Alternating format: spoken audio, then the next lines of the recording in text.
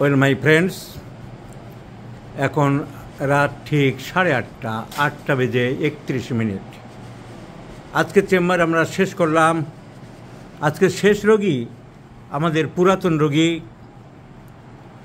কেসটার শেষ পেশেন্টের ভিডিও দেখাচ্ছি, কারণ এটা ফলো আপ কেস। যারা বলে যে আপনি ফলো আপ দেখান না বা যেসব কেস সারছে তাদের ভিডিও দেখান না, তাদের জন্য এই ভিডিওটি। এবং এটা হোমিওপ্যাথির সাফল্যে আমাদের আরেকটি নতুন পালক যুক্ত হলো সোরিয়াসিস। সোরিয়াসিস সম্বন্ধে আগে অনেকবারই বলেছি যে it is a incurable disease, proliferative skin disease. Skin থেকে খোসা খোসা উঠতেই থাকে মাছের আঁশের মতন, এবং সারানো খুব দুষ্কর। এবং অ্যালোপ্যাথিক সায়েন্সে যাকে বলা হয়েছে there is practically no treatment, শুধু নানান রকম লোশন মলম দিয়ে চেষ্টা করে দেয়, আর তার ফল হয় ফলশ্রুতি ভয়াবহ। কারণ এই সব সাপ্রেশনগুলো আমরা মনে করি, এবং আমাদের হ্যানিম্যান সাহেব যিনি হোমিওপ্যাথির আবিষ্কর্তা, তিনি প্রথমে চোখে আঙুল দিয়ে দেখালেন যে কোনো চর্মরোগের উপরে মলম লাগাতে থাকলে নানান রকম উত্তেজক জিনিস, এগুলো উত্তেজক কেন, সারানোর জন্যই তো লাগানো হচ্ছে। সে তো ভালো নয়, সে তো ঘি নয়, মাখন নয়, দুধের স্বর নয়, নানান রকম কেমিক্যাল সাবস্ট্যান্স, নানান রকম বিষাক্ত সাবস্ট্যান্স, এই সমস্ত জিনিস লাগাতে লাগাতে তারা চামড়ায় অ্যাবজর্ব করে নিচ্ছে। চামড়ায় লাগানো মানে কি? মশা মারতে কামান দেখা হচ্ছে। আমি যে চর্মরোগটা, যে দাঁত বা ছুলি বা একজিমা বা সোরিয়াসিস সারানোর জন্য দিচ্ছিলাম, কিন্তু তার মধ্যে তো সীমাবদ্ধ থাকছে না, তার মধ্যে লিমিটেড থাকছে না, শরীর তো অ্যাবজর্ব করে নিচ্ছে। আমি যদি গায়ে তেল মাখি, আমি যদি বৃষ্টিতে ভিজে আসি, আর বৃষ্টিতে ভেজার পরে যদি আমি যে জলটা তোয়ালে দিয়ে না মুছতে পারি, 1 ঘন্টা পরে আমি দেখলাম আমার গা শুকিয়ে গেছে, আমি দেখলাম আমার তেল আর নেই। ভালো করে তেল মেখেছিলাম, 1 ঘন্টা বা 2 ঘন্টা পরে তেল কোথায় গেল? কোথায় গেল? আকাশে উড়ে গেল? শরীর অ্যাবজর্ব করে নাই। শরীরের ভিতরে একটা অ্যাবজর্বিং সিস্টেম আছে, তাহলে এই বিষাক্ত মলমগুলো শরীর অ্যাবজর্ব করে নিচ্ছে। অ্যান্ড এই ক্রিটিক্যাল সাবস্ট্যান্স, এই কেমিক্যাল সাবস্ট্যান্স, এগুলো শরীরের ভিতরে ঢুকে যাচ্ছে। ইট গোজ ইনটু দ্য ব্লাড, টিস্যু ফ্লুইডে যাচ্ছে, ব্লাডে চলে যাচ্ছে। হার্টের অসুখ, কিডনির অসুখ, লিভারের অসুখ, ব্রেনের অসুখ, সব থেকে বেশি পরীক্ষায় প্রমাণিত হয়েছে রেসপিরেটরি ডিস্ট্রেস এবং শ্বাসকষ্ট সম্বন্ধীয় যাবতীয় রোগের সৃষ্টি করে। এবং এই জন্যে আজকাল এস্টাবলিশড হয়ে গেছে, অ্যালোপ্যাথিক চিকিৎসকরা, মডার্ন মেডিসিনের চিকিৎসকরা স্বীকার করছেন, এবং তাদের অনেক অয়েনমেন্টের গায়ে লেখাও থাকছে যে সাবধান, এই মলম কিন্তু বেশি লাগালে তোমার হাঁপানি বা শ্বাসকষ্টের সৃষ্টি করতে পারে। পেনকিলারসে আজকাল লিখে দিচ্ছে কিডনির ক্ষতি করতে পারে। কিন্তু এছাড়া কোনো রাস্তা নেই। তাদের ফিলোসফি বা দর্শন ওইভাবেই যে উপরে লাগাও, মশা এসেছে কামান লাগাও, কিন্তু ক্ষতিকর, ছাড়েও না। এই ভদ্রলোকের কেস আমরা দেখিয়েছিলাম, 4 বছর ধরে সোরিয়াসিসে ভুগছিল, অনেক মলম লাগিয়েছে, অনেকেই এরকম চেষ্টা করে ব্যর্থ হয়েছে। আমরা হোমিওপ্যাথিক ওষুধে সারাতে সক্ষম হয়েছি, সম্পূর্ণ সারাতে সবাইকে না পারলো, অনেককে অনেক ভালো রাখতে সক্ষম হয়েছি। হয়তো 6 মাস, 8 মাস, 1 বছর আছে, পরে একটু দেখা দিল, এরকম করতে করতে অনেকে সেরেও গেছে। এই ভদ্রলোকের কেস আগের ভিডিও যারা দেখেননি তারা দেখে নেবেন। আগের ভিডিও নাম্বার ছিল 5049, আমার ভিডিও নাম্বার, ডাক্তার রবীন বর্মন ভিডিও নাম্বার 5049। সেখানে পরিষ্কার বলা আছে উনি কত জায়গায় দেখিয়েছিলেন, উনি বিভিন্ন হসপিটালে দেখিয়েছিলেন, অ্যালোপ্যাথিক অনেক হসপিটালে দেখিয়েছিলেন, অনেক জায়গায়, কিন্তু কোনো ইমপ্রুভমেন্ট হয়নি। উনি ফ্রাস্ট্রেটেড হয়ে গিয়েছিলেন।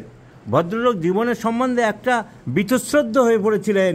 হোমিওপ্যাথি দেখিয়েছিলেন অনেক জায়গায়, অনেক হোমিওপ্যাথিকরা ডাক্তাররা দিয়েছিল ক্যালিসার্ভ 3x, ক্যালিমিউট 3x, many files, R65 কোম্পানির এইসব দিয়েছিল, আর লার্জ নাম্বার অফ অয়েনমেন্টস তো প্রচুর ছিল। আমি কেস টেকিং করে, কেসটা অ্যানালিসিস করে, কেসটা এভালুয়েশন করে, কেসটা ইন্টারপ্রিটেশন করে বুঝিয়ে ভিডিও দিয়েছিলাম, এবং ওষুধ দিয়েছিলাম ব্রিমস্টোন, সিম্পলি ব্রিমস্টোন ইন 0/1, 2, 3, 4 এই পাওয়ারগুলি দিয়েছিলাম। ফার্স্ট ডেট ওয়াজ 4th ফেব্রুয়ারি। তারপরে উনি 2 মাস পরে এসেছিলেন এপ্রিলে, ইমপ্রুভমেন্ট হয়েছিল। I repeated the same medicine in 5, 6, 7, 8, 9 পর। Today is the 3rd time. আগের ভিডিও দেখবেন, আমি আর এখন দেখাচ্ছি না, কম্পেয়ার করে দেখবেন রোগী কত ভালো আছে, অনেক ভালো আছে। দীর্ঘ 4-5 বছরে ভুগতে থাকা উনি অনেক স্যাটিসফাইড হয়েছেন। এখনও পুরো সারেনি, তবে সারিয়ে দিতে পারবো বলে আমার বিশ্বাস। অনেক ভালো আছে। আমরা সেই আগের ভিডিওর সাথে আপনারা মেলাবেন, স্ক্রিনটা আমরা দেখাচ্ছি এবং ওনার মুখ থেকেও আমরা কথা শোনাবো। ওনাকে নিশ্চয়ই আমি এটা বলিনি যে আপনাকে 4টি রসগোল্লা দিলাম, আপনি আমার একটু প্রোপাগান্ডা করুন বা হোমিওপ্যাথির একটু কথা বলুন, তা কি বলেছি? তা বলিনি। সুতরাং বলুন কেমন আছেন, তারপর আপনি স্ক্রিনটা দেখাবো। আমি এখন অনেক ভালো আছি, অনেক ভালো আছি। যেখানে আমার কি বলে আমি পুরো ফ্রাস্ট্রেট হয়ে গেছিলাম যে আমার গলা খারাপ হয়ে গেছিলো। আমার এই যে গলায় কথা বলছি, যদি আমার এই আগের ভিডিওটাকে দেখে, কথা দেখলে বুঝতে পারবে আমার গলা দিয়ে কোনো সাউন্ড বেরোচ্ছিল না, গলার ভয়েসটাই নষ্ট হয়ে গেছিলো। এখন আমার ভয়েস অনেক ফিরে এসেছে। আমার এত শরীরে জ্বালা ছিল, শরীরে জ্বালা ছিল, আমি ভেবেছিলাম যে আমি মরে যাবো, আর আমি বাঁচার আমার কোনো ইচ্ছে ছিল না, আর বেঁচে থেকে এত কষ্ট নেওয়া সম্ভব ছিল না। এখন মনে হচ্ছে যে না, আমার কিছু রাস্তা বেরিয়েছে, আমি পারবো, এবার লড়তে পারছি। এখন রাতে ঘুমোতে পারছি, আমি অ্যাটলিস্ট রাতে ঘুমোতে পারছি। আগে রাতে ঘুমোতে পারতাম না, সারা রাত কষ্ট পেতাম, জেগে থাকতাম, এবং আমার শরীরে জ্বলন আর চুলকুনি জ্বলন, আমি অন্ধকার হয়ে যেতাম, এত কষ্ট ছিল জীবনে। এখন অনেক ভালো আছি, আমি অনেক ভালো আছি, অনেক বেটার আছি। এই স্যাটিসফ্যাকশান, এর থেকে ভালো পুরস্কার আমরা কী পেতে পারি? আর একটা মানুষ ভালো আছে তখনই আমরা বুঝবো যখন তার জেনারেল সিমটম ইমপ্রুভ করছে। চর্মরোগ নিয়ে তো ভদ্রলোক এসছেন, উনি তো চর্মরোগের কথা বলবেন, চর্মরোগে ভালো আছে। কিন্তু চিকিৎসকরা, আমরা হোমিওপ্যাথির চিকিৎসকরা রোগের ভালো বুঝবো কখন? যখন তার জেনারেল সিমটম কাকে বলবো? রেগুলার অফিস করতে পারছে। ভদ্রলোক অফিস করতে পারতেন না, পুরোপুরি চাকরি ছেড়ে দেবে বলেছিল। সেই মানুষ মনের জোর পেয়েছে, রাত্রে ঘুমাতে পারছে। কি বলবেন অ্যালোপ্যাথিক বন্ধুরা, ডার্মাটোলজিস্টরা যদি কেউ দেখে থাকেন এই ভিডিও, যারা হোমিওপ্যাথি নামে নাক ছিটকান, যারা বড় বড় লেকচার দেন, যারা বলেন প্রেসক্রিপশন ছুঁড়ে ফেলে দেন, বর্বর অসভ্য ইতরের মতন ব্যবহার করেন, বলেন হোমিওপ্যাথি দেখিয়েছেন, প্রেসক্রিপশন ছুঁড়ে ফেলে দিয়ে নাটক করেন, আপনাদের অযোগ্যতা, আপনাদের অপদার্থতা আরেকবার প্রমাণ করে দিলাম। 4 বছর 5 বছর ধরে যে রোগীকে আরাম দিতে পারেননি, যে রোগীকে একটু ঘুম দিতে পারেননি, সেই রোগী আজ ঘুমাতে পারছে, আনন্দে আছে, শান্তিতে আছে। যে কষ্ট ভেলোর পর্যন্ত ঘুরেছি, ভেলোর, ব্যাঙ্গালোর, চারিদিকে ঘুরেছি, অনেক বড় বড় ডাক্তার, হাইফাই ডাক্তার, কেউ কিচ্ছু করতে পারেনি, আমি ফার্স্ট টাইম আমি sir doctor Rabin Barma sir আমাকে নতুন জীবন দান করেছেন, একদম আমি পরিষ্কারভাবে বলে দিলাম, নতুন জীবন দান করেছেন। আমি বাঁচার আনন্দ পেয়েছি, একদম পরিষ্কার। আমি এখন অনেক ভালো আছি, আমার স্কিন দেখুন, আর মরে গেছে, এখন দেখুন একদম আগের স্কিন দেখলে বুঝতে পারবে, এখন অনেক ভালো হয়ে গেছে। সিঙ্গেল মেডিসিন, সিম্পল মেডিসিন, মাত্র 3 মাস খেয়েছি, মাত্র 3 মাস, এবং একটি মাত্র 10টা ওষুধ মিশিয়ে দিইনি, কোনো R75 দিইনি। আগের ডাক্তারবাবুরা দিয়েছেন যেমন R75, অমুক বায়োকেমিক, অমুক তমুক। যারা নিন্দা করেন, যারা সমালোচনা করেন, আরে হোমিওপ্যাথির ডাক্তাররা, তোমরা যারা ডাক্তার রবীন বর্মনের সমালোচনা করো, যোগ্যতা অর্জন করো, কোন একটা রোগীর মুখ থেকে এরকম অ্যাডজেক্টিভ বিশেষণগুলো শোনাও, দেখাও, ফেসবুকে দেখাও, ইউটিউবে দেখাও যে একজন রোগী তোমাদের সম্বন্ধে এরকম বলছে, এত খুশি হয়েছে, এত আনন্দিত হয়েছে, এত গর্ববোধ করছে। একটা লোক ওয়ারামেটের মতো মেন্টাল সিমটম ছিল, সে কনফিডেন্স পেয়েছে, he has got his confidence. জীবনে আশা, বাঁচার আনন্দ পেয়েছে, বাঁচার রসদ পেয়েছে, যার জীবন যেখানে হারিয়ে যাচ্ছিল।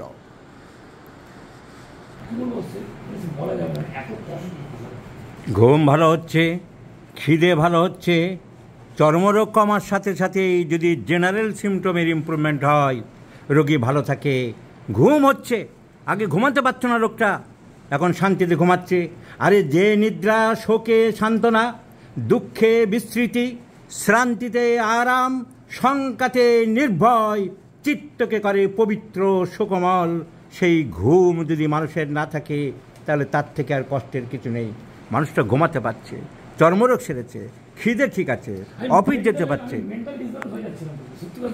নৈরাশ্য, হতাশা গ্রাস করেছিল, সুইসাইড করার কথা ভাবছিল।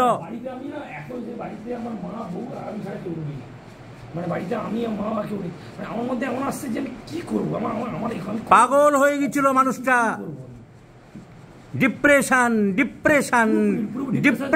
ভর করেছিল মানুষটার মধ্যে। সুতরাং আমাদের চিকিৎসা, হোমিওপ্যাথিক চিকিৎসক বন্ধুরা, মানসিক লক্ষণের উপরে জোর দিতে হবে। ওনার মেন্টাল সিমটমসে জোর দিয়েছিলাম। মন কি, কিছু কিছু জিনিস দেখতে পাওয়া যায় না, কিন্তু তার অস্তিত্ব অনুভব করা যায়। ওহে অ্যালোপ্যাথিক চিকিৎসকরা, ওহে বড় বড় ডার্মাটোলজিস্টরা, 5 বছর ধরে যে কেস কিছু করতে পারোনি। এর আগে একটা ছেলের আঁচিল ছিল, মুখে 100-150 আঁচিল, কটেরাইজেশন করব, লেজার থেরাপি করব, অনেক নাটক করেছিলে। মাত্র 2 বারের কস্টিকাম প্রয়োগে তার আঁচিল সম্পূর্ণ ভ্যানিশ করে দিয়েছিলাম। সে এয়ার ইন্ডিয়ার একজন এয়ারক্রাফট ইঞ্জিনিয়ার। মানসিক লক্ষণ তোমরা বোঝো না, মানসিক লক্ষণ তোমরা জোর দাও না। আরে মনকে তোমরা অবহেলা করো। মনকে দেখতে পাওয়া যায় না, কিন্তু মনের অস্তিত্ব অনুভব করা যায়। এটা শেখো। ওহে অ্যালোপ্যাথিক চিকিৎসকরা, এটা জানার চেষ্টা করো। হাওয়া বায়ুকে তোমরা দেখতে পাও না, কিন্তু অনুভব করতে পারো।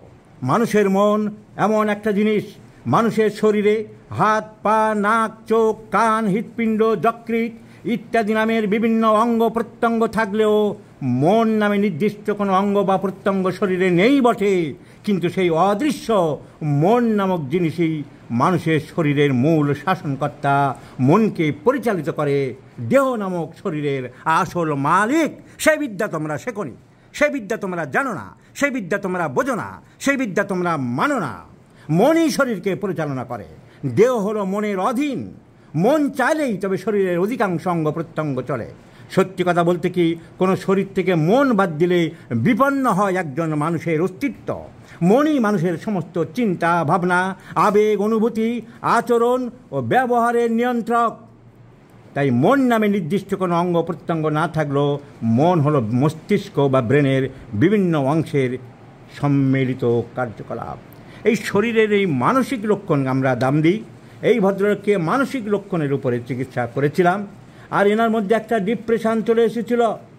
ডিপ্রেশন ভালো হবে না, আর ডিপ্রেশন হলেই তার মধ্যে সুইসাইডাল টেন্ডেন্সি চলে আসে। বহু জীবন আমরা অকালে হারিয়ে ফেলি, বহু মানুষ আমাদের অকালে ছেড়ে চলে যায় এই বিষণ্ণতার জন্যে। কেন এমন হয়? ডাক্তারি পাঠ্যপুস্তকে এই রোগকে ডিপ্রেশন বা ডিপ্রেসিভ ডিসঅর্ডার নামে অভিহিত করা হয়েছে। বিভিন্ন কারণে হয়। ডিপ্রেশন মেন্টাল কারণে হতে পারে, ডিপ্রেশন ফিজিক্যাল কারণে হতে পারে। আর এই যারা হোমিওপ্যাথির ডাক্তাররা আজকেই খুলে দেখবে ইচিং ইচিং ইচিং ইনসমনিয়া ফ্রম ডিপ্রেশন শিরোনাম দেওয়া আছে। ডিপ্রেসিভ ডিসঅর্ডার মন খারাপ বা সামান্য বিষণ্ণতা জীবন যুদ্ধের বা জীবনের চলার পথে আমাদের সবারকেই সাময়িকভাবে কম বেশি হয়ে আক্রমিত করে। তবে তার গভীরতা বা পরিব্যাপ্তি থাকে খুবই কম, এবং সমুদ্রের একটা ঢেউয়ের মতন একটু পরেই আরও অনেক ঘটনা সামনে এসে পড়ায় তা মিলিয়ে যায়, অর্থাৎ তার রেশ মন থেকে হারিয়ে যায় বা চলে যায়। দৈনন্দিন কাজকর্মে বা সামাজিক মেলামেশায় তার খুব একটা প্রভাবও পড়ে না। কিন্তু যদি দেখা যায় শারীরিক কারণে, ভদ্রলোকে যেমন শারীরিক কারণে ভুগতে কারোর মানসিক কারণে, কারোর হাজব্যান্ড মারা গেছে, কারোর বয়ফ্রেন্ড চলে গেছে, কেউ যাকে বিয়ে করবে জীবনের সর্বস্ব সঁপে দেবে বলে চিন্তায় বিভোর হয়েছিল, সেই চিন্তা থেকে হঠাৎ বিচ্যুত হয়ে গেল। কেউ ছেলের স্বপ্নে ছিল ছেলে কাজ করবে, ইঞ্জিনিয়ার হবে, ডাক্তার হবে, সেই ছেলে লোফার, ব্যাংক ডাকাত, কুলাঙ্গার হয়ে গেছে। সেই শোক, সেই সব আঘাত, এসব থেকে মানুষ তীব্র গভীরভাবে আঘাত পায়। তার চিন্তা ভাবনা, কথাবার্তা, কাজকর্মের মধ্যে তার প্রকাশ পায়, তার গতি স্রোত হয়ে আসে, তার জীবনযাত্রা মন্থর হয়ে আসে। রোগে ভুগে ক্যান্সার ধরা পড়েছে, এইরকম চর্মরোগে ভুগছে, আমি আর কোনোদিন সুস্থ হতে পারবো না, আমার নানান রকম সমস্যা আছে, সব কিছু তছনছ হয়ে যায়। ঘর সংসারে গুছিয়ে চলা, স্বামী স্ত্রীর স্বাভাবিক সম্পর্ক বজায় রাখা, সন্তান সন্ততিদের উপর দায়িত্ব পালন করতে না পারা, হাসি ঠাট্টা আমোদ আহ্লাদ থেকে বিরত থাকা, এই সব প্রাণ চঞ্চলতার ভীষণ অভাব হয়ে পড়ে। আর সেই মানুষ ডিপ্রেশন, অবসাদগ্রস্ত হয়ে পড়ে। আর তখন বুঝতে হবে যে মানুষটার ডিপ্রেশন হচ্ছে কেন। ডিপ্রেশন হচ্ছে শারীরিক কারণে বা মানসিক কারণে। এই ভদ্রলোকে শুধু সোরিয়াসিস নয়, এই সোরিয়াসিস থেকে ভুগতে সবার না হলেও অনেকেরই হতে পারে ওনার ডিপ্রেশন চলে এসেছিল। এই সব রোগীদের ঘর সংসার, পার্থিব দুনিয়ার কাজকর্ম তখন কিছুই ভালো লাগে না, কিছুই করতে ইচ্ছা করে না, সমাজে বা পরিবারে মিশতে ইচ্ছা করে না, মায়েদের আদরের বাচ্চা ভালো লাগে না, স্ত্রীর স্বামীকে ভালো লাগে না, স্বামীর স্ত্রীকে ভালো লাগে না, যার যা প্রিয় শখ ছিল, যার যা প্রিয় হবি ছিল, দেখা যায় কোনো আগ্রহী তার সেই জিনিসের প্রতি আর নেই। এইসব রোগীরা একাকী নিঃসঙ্গভাবে থাকতে চায়। এদের মুখের বা চেহারার মধ্যে থাকে শুধু হতাশা আর অসুখী হওয়ার একটা কালো ছাপ। এদের দু চোখের দৃষ্টিতে থাকে দিগন্ত বিস্তৃত উদাসীনতা। একটুতেই বিরক্তি, খিটখিটে ভাব, জেদ, অন্যের সাথে দুর্ব্যবহার, একটুতেই দু চোখ জলে ভরে আসা, এদের এমন চলছে। কেন এমন হয়? বিষণ্ণতা রোগীদের কারণ পর্যালোচনা করলে আমরা দেখতে পাই বেশিরভাগ ক্ষেত্রে দীর্ঘস্থায়ী কোনো শারীরিক অসুস্থতা বা দুরারোগ্য ব্যাধিতে আক্রান্ত হওয়ার জন্য বা বিভিন্ন পরিবেশগত কারণে বা আর্থসামাজিক কারণে কিংবা ব্যক্তিগত নানান দুঃখবহ ঘটনা এসব রোগের সৃষ্টি করে। আমাদের আজকের আলোচ্য বিষয় শারীরিক কারণ। এই ভদ্রলোকের শারীরিক কারণের জন্যে এই সমস্যা দাঁড়িয়েছিল। যাই হোক, আমি আর বক্তব্য দীর্ঘায়িত করছি না। এই ভিডিওতে আমি দেখালাম একটা মানুষকে মুক্তির পথে আনতে পেরেছি, আলোর পথে আনতে পেরেছি, জীবনে বাঁচার ওষুধ দিতে পেরেছি, তার চর্মরোগ সারাতে পেরেছি। এখনও পুরো সারেনি, তবে সারানোর পথে আছে। লোকটা খেতে পাচ্ছে, ঘুমাতে পারছে, অফিসে যেতে পারছে, মাঝে মাঝে বীতশ্রদ্ধ ওই বিষণ্ণতা রোগে ভুগে আত্মহত্যার চিন্তা করতো, আর সে সব দিক দিয়ে সুখী জীবনযাত্রা করছে। দেবাশিস বাবু, আপনাকে অসংখ্য ধন্যবাদ সহযোগিতা করার জন্য। আশা করি আপনাকে সম্পূর্ণ সুস্থ করতে পারবো। স্যার, আপনার জন্য আমি বেঁচে উঠেছি স্যার। এখন আমি যতটুকু বেঁচে উঠেছি, বাঁচার আলো মানে আমি বেঁচে যাবো, এটা আমার মনের মধ্যে কনফিডেন্স এসছে যে হ্যাঁ, এবার আমি বেঁচে যেতে পারি। আমার মনের মধ্যে একটা এসছে যে আমি বাঁচবো। আমাকে আমার মনের মধ্যে একটা স্টেবিলিটি তো শুরু করেছে যে হ্যাঁ, আমার একটা রোগটা সেরে যাবে। আমার মনে এটাই তো বড় জিনিস, এটাই তো বড় পাওনা যে সেরে যাবে। এটা মনে হচ্ছে হ্যাঁ, এবার সেরে যাবে। আমার এই মনে একটা আনন্দ শুরু করে। কটা সোরিয়াসিস কেসের রোগী তোমাদেরকে এরকম বলতে পেরেছে? অ্যালোপ্যাথিক ডার্মাটোলজিস্ট বাবুরা কটা সোরিয়াসিস কেসের কাছ থেকে এইরকম কনফিডেন্ট কথা তোমরা শুনতে পেয়েছ?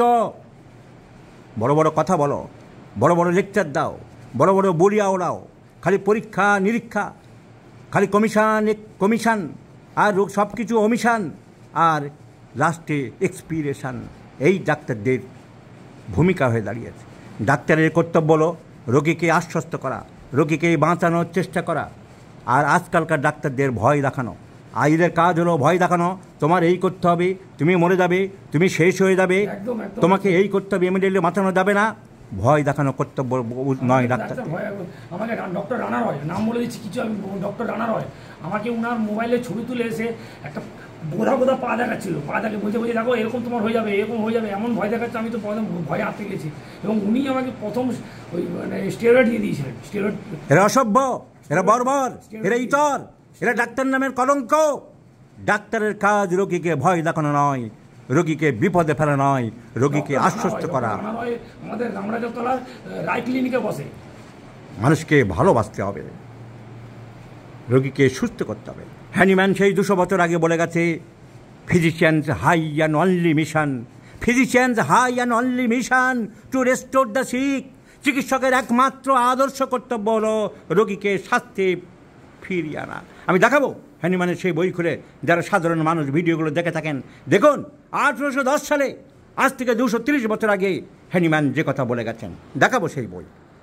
ওয়েল মাই ফ্রেন্ডস, এই বইটার নাম হলো অর্গান অফ মেডিসিন। এটা একটা হ্যানিম্যানের ইংরেজি কোটেশনগুলোর বাংলা করে তর্জমা করেছে একজন। এখানে উনি এরকম গীতার শ্লোকের মতন, কোরআনের শ্লোকের মতন এরকম অনুচ্ছেদ ধরে ধরে বলে গেছেন। প্রথম কথাটা এক নম্বরে কি বলে গেছেন? 1 নম্বরে বলেছেন, the physicians high and only mission. That is the physicians high and only mission. চিকিৎসকের একমাত্র মহান এবং মহৎ কর্তব্য হল is to restore the sick, অসুস্থকে সুস্থ করা, টু হেল্প, স্বাস্থ্যে ফিরিয়ে আনা, টু কিওর, আরোগ্য করা, অ্যাজ ইট ইজ টার্ম, যেমন হওয়া উচিত। আর এই আরোগ্য করতে হবে কীভাবে? তিনি তার 2 নম্বর কথা প্যারাগ্রাফে তা বলে গেছেন। সেই আরোগ্য কীভাবে করতে হবে উনি বলছেন, এই আরোগ্য হবে আদর্শ আরোগ্য। সেই আদর্শ আরোগ্য হবে the highest ideal of cure. কী হবে? It should be rapid, gentle and permanent. ভদ্রভাবে করো এবং পারমানেন্ট, দীর্ঘস্থায়ী করো। The highest ideal of cure is rapid, gentle and permanent restoration of the health or removal and annihilation of the disease in its whole extent in the shortest, most reliable and most harmless way on easily comprehensible principles. আজ থেকে 220 বছর আগে Hahnemann বলে গেছেন। আর allopathic বই Davidson's principles on practice of medicine, সেইখানে পরিষ্কার বলে গেছেন সাহেবরা, পলিফার্মেসি শুড বি অ্যাভয়েডেড। একসাথে 5টা 10টা মশলা মুড়ি বন্ধ করো। অ্যালোপ্যাথিক বইয়ে বলে যাচ্ছেন polypharmacy should be avoided if possible, সম্ভব হলে বাদ দাও। অন রিজন কারণ একটাই, being the danger of interaction between drugs.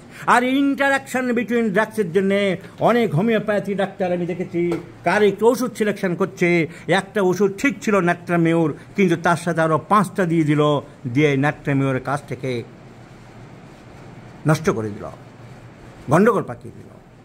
এই সমস্ত অন্যায় অবিচারের বিরুদ্ধে আমার খড়গ সমানভাবে প্রতিহত থাকবে, কেউ প্রতিহত করতে পারবে না। যেখানে অনাচার, অবিচার, ব্যবিচার দেখব হ্যানিম্যানিয়ান হোমিওপ্যাথির প্রতি আমি আমার সমূর্তি ধারণ করবই। অনেকে সামনে কথা বলতে সাহস করে না, পিছনে বলে। যোগ্যতা থাকে, ক্ষমতা থাকে, চ্যালেঞ্জ নেওয়ার মরদ থাকে, চ্যালেঞ্জ নেওয়ার মরদ থাকলে সামনে এসো। পলিফার্মেসি করবে তুমি, হোমিওপ্যাথি করবে, কোনো ছাড় তোমার কাছে নেই। হোমিওপ্যাথিকে বাঁচিয়ে রাখার স্বার্থে, এইরকম আদর্শ আরোগ্য আরও দেখানোর স্বার্থে আমার উদ্ধত তলোয়ার চলবেই, কোনো আপোষ চলবে না। Single medicine, minimum dose with the law of cure, এই চিকিৎসা পদ্ধতি যা অতীতে ছিল হ্যানিম্যানের সময়ে তা থাকবে, আর তা না থাকলে হোমিওপ্যাথি একদিন বিলুপ্ত হয়ে যাবে মাই ফ্রেন্ডস।